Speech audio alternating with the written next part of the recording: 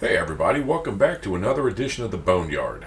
I'm Doc, and that opening segment was from Men at Work, Dr. Heckle and Mr. Jive, and it kind of sets up this week's episode perfectly. I'm going to throw out a quick question, guys. Is it me, or is it every commercial break during primetime viewing hours there is a commercial from your friends at the big pharma companies wanting you to buy their drugs? That's right, folks. There is a cure for everything now.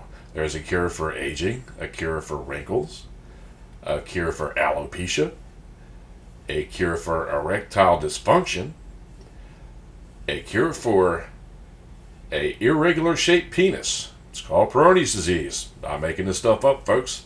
There is a pill, injection, or cream for every damn thing. And it is unescapable, folks. I realize these big pharma companies pay billions of dollars to our government to stay in business every year. That's no big secret. I also know that the commercials we see pay for the programming we watch. But come on. Every damn commercial break, they're trying to sell you something. But did you ever notice when it comes down to the side effects of the product they're advertising? It's always at the end of the commercial, after they've made their sales pitch. Yes, please buy our miracle drug. You'll live long and live prosper and be healthy and shit golden eggs and piss out BBs and all that shit, right? Wrong. Usually the side effects outweigh the benefits. So, any reasonable, intelligent human being would have to think for a second, gee, do I really need that? Do I really need to put more money in Big Pharma's pocket just because they're selling this? Or do I really need it? And since when did we go to the doctor's office and prescribe our own medications to licensed physicians? I kind of thought that was the whole point of going to the doctors, to put your care in their hands. Now, obviously, you should be your own best advocate, patient advocate. You should be your own advocate. Couldn't get that damn word out, folks. Yes, there's no need to go in blindly to a physician's office. Do your research. Do your background on that doctor. Be trusting, but also verify. But yes, Big Pharma has taken over, folks, and it just pisses me off, pardon my French, that they're trying to sell you a damn drug for everything. Now, having said that, let me say this. As a man who's practiced medicine for, damn near all of his adult life, and having been in nursing school and being a nurse, yes, I've studied pharmacology. And yes, drugs are a necessity. Drugs do for the body what the body can't do for itself. Yes, I get it. And there is always improvements made in pharmacology. Got that too. Not rocket science, folks. But when Big Pharma pushes you to buy their product just because it's the newest and best thing, is it really the newest and best thing for you? That's what you got to ask yourself.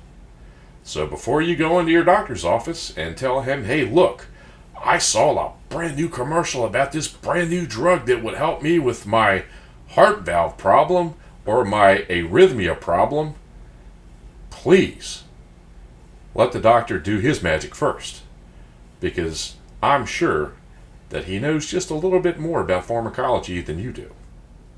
Have you ever noticed who the target demographic for these commercials are? Yes, it's the baby boomers. Damn, I couldn't get that out. What a tongue twister. Yes, folks, our aging population are the targets of these merciless bids for your American dollar. And they do use scare tactics, folks. If you don't buy our medication, you're gonna die. Well, yes, folks, we are gonna die. That's a given. It's a certainty. I guarantee it's going to happen. Who knows when? That's out of my hands. But Big Pharma wants to put the fear into death so you'll buy their drugs. And who knows? You may go on and and live a wondrous life for the next 10, 15 minutes. Who knows, folks? The point I'm trying to get is Big Pharma has just gone rampant. And don't get me started on drug prices. Holy shit! The reason drug prices are so high is because of advertising. It's not rocket science. How in the hell are you going to afford your medication on a fixed income? How in the hell are you going to afford a dose that may cost up to $3,500 per dose? And you need multiple doses of that medication. Gee, I'm not an economics major. Hell, I could barely read and write and all that shit, but that's another subject. Yeah, folks, Big Pharma has gone way out of control. And I hate to put this in here, but yes, there's a political component to it too, folks. Drug companies kick back to politicians. That's how they got there in the first place. They lobbied politicians. Who do you think gets shit pushed through the FDA so quickly? Politicians. Oh, want an example? The COVID-19 vaccine. Gee, COVID came on our radar, 2020? Maybe 2019, the end of 2019? Bang! All of a sudden, a year later, there's drugs that combat this virus. Well, no shit. Where do you think they came from? Big Pharma had heads up on this deal. Otherwise, they couldn't have made a vaccine so quick. And it's not like we haven't known about the coronavirus. The coronavirus has been around since bat shit's been around, folks. Yes, folks, it comes from bats. No big surprise there. So, having said that, one interesting little tidbit that I found in my research for this podcast is that the coronavirus is actually a type of SARS virus, sudden acute respiratory virus. The current virus, the COVID-19 virus, is actually a genetic mutation of the SARS virus. Now, why in the hell was it mutated? And for what purpose? Well, we're probably never, ever going to get the true answer to that, folks. But I can say this, that it has been genetically modified, and it's been proven to have been genetically modified. Now, whether it was for weaponization, or China did what the hell we do, and experimental viruses to change the DNA in the mitochondria, for what purpose? And we do the same thing, folks. We have laboratories in this country that do the same things. We have one at Fort Detrick, Maryland, as a matter of fact. I'm not sure about the Walter Reed Complex, if it's still active or not. Dugway Proving Grounds out in Utah is another one, folks. Plum Island off the coast of Manhattan, there's another one. So the Chinese aren't the only ones who experiment with these types of scenarios. Okay, so I got off on a little tangent, on a COVID-19 tangent, only to say this, guys, that we are being inundated with commercials about the different COVID vaccines, how we need to get them, how without them we cannot build up a natural immunity. Well, we build a natural immunity by being exposed. Now, there is a certain segment of the population that the COVID vaccine, or correction, the COVID virus does harm. Yes.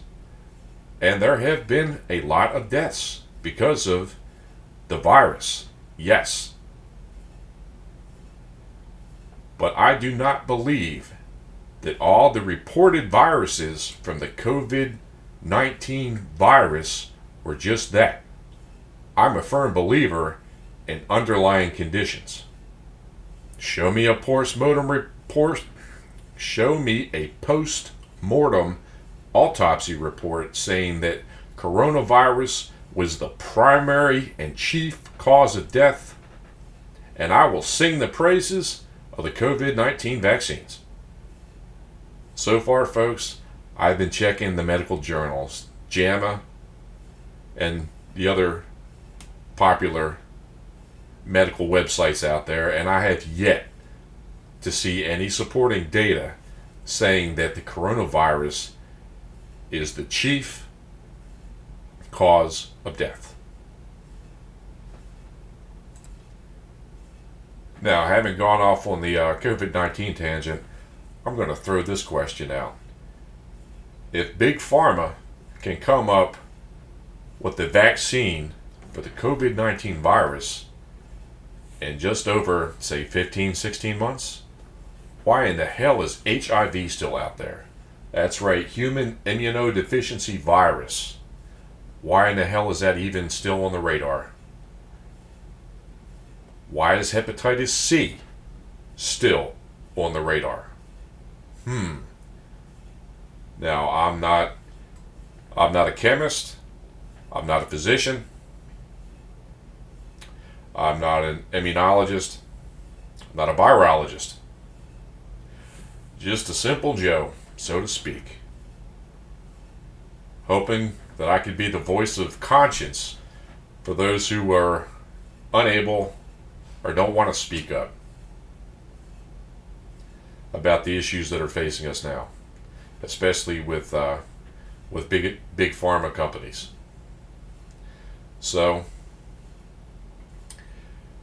what's the motivation besides money that these big pharma companies are getting to whip up these antivirals, so to speak? Is it an economic incentive for them? What else could it be, folks? The big pharma companies that are producing these COVID viruses, that are producing the antivirals for the COVID viruses, are getting billions of your taxpayers' dollars, folks. We, you and I, John Q. Public, taxpayer Americans, have funded the research and the bonuses. We have paid for the distribution of the vaccines. The government is not giving anything to us free. This shit is ours, folks. We bought and paid for it. Every damn taxpayer dollar and red cent that's invested has come out of our pockets. So don't let the government fool you, folks. Don't let them think that they're your best friend, that they have your best interest in heart, because they don't. I came across a post on Instagram not too long ago by Representative Mike Gallagher, who was talking about Dr. Tony Fauci. Now, he's supposed to be the foremost expert on the coronavirus. Well, folks, let me tell you, Dr. Fauci has been sidestepping the issues with the Senate subcommittee investigating the COVID-19 problem.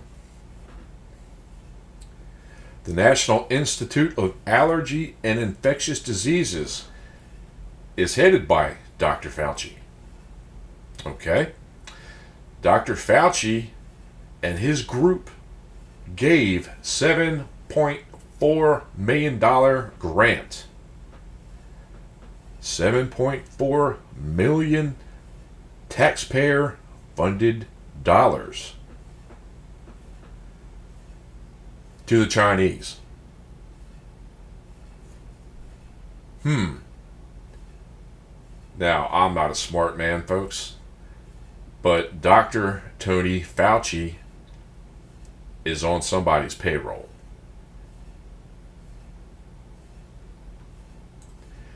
If you don't believe me, folks, do your research. The facts are out there. There is a trend now in big pharmacology. It's called gain of research, which is code for bioengineering. Let me repeat that, folks. Gain of research, which is code for bioengineering. Now, what does that mean? They take naturally occurring viruses and replicate them. We've been doing it for years, folks. We have, like I said, we have military installations in this country that have been doing it since we've had the technology to do so. That's no big secret. And it's not going to quit.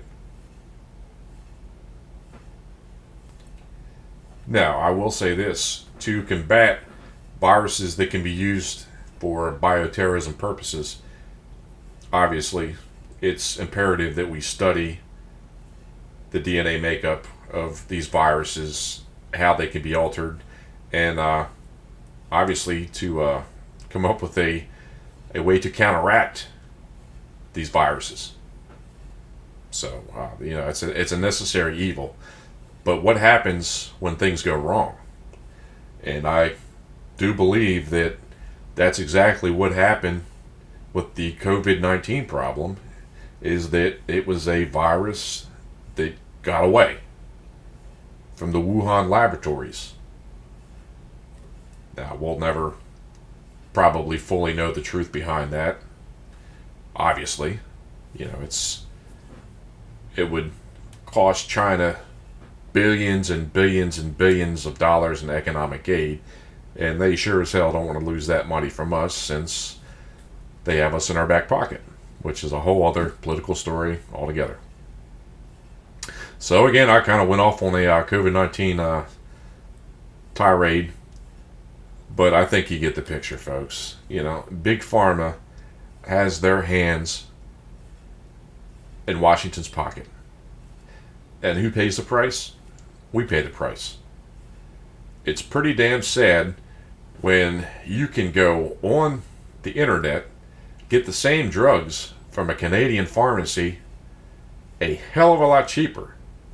However, it's also illegal. Is that right? No, it's not right. Because what it does is it makes American pharmacology companies monopolies. Yeah. With monopolies come profit. Share the wealth. Is that right? Hell no, because it's the little people that pay for it. It's us that pay for it. It's those who can't afford medications or have to make that choice between eating or buying their much needed medications, or paying rent, or paying car insurance, or using that money for something from something else.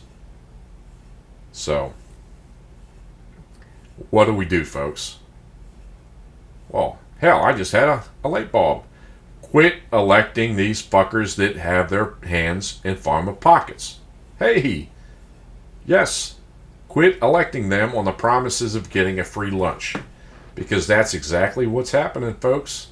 That's why the last election did what it did. If you listen to my podcast, Cult of Personality, I kind of went into that a little bit. The something for nothing. Well, yes, you may get something, but it sure as hell ain't for nothing, because you're going to pay for it. And folks, we're paying for it. And we will continue to pay for it until we say that's it. That's enough. Give this country back to the people. Not the politicians in Washington. Not the quote-unquote shadow government that controls things behind the scenes. And yes, folks, there is special interest money behind the scenes that influences political decision. There's also pork barrel spending. God, I can get into politics and chew the fat on this shit all day long, but I'm not going to. There is one individual by the name of George Soros, S-O-R-O-S, who's a billionaire, folks, billionaire. He was also a Nazi in World War II. He's been linked to a lot of this going around. But if you want to know more on George Soros, aka Spooky Man, and I stole that from Glenn Beck, listen to his conservative podcast. Alright, folks, I've taken enough of your time. I've got to take a deep breath now, let the blood pressure settle a little bit, maybe have a stiff drink. I think after this podcast I'm going to need one. I just want to let you guys know that if you have opinions, criticisms, good, bad, ugly, hate mail, hell, I don't care, send me a line, send me an email. theboneyard2021 at yahoo.com. That's the boneyard2021 at yahoo.com. Also, I'd like to mention that this podcast is a product of Whiskey 901 Productions. So until next time, folks, much love.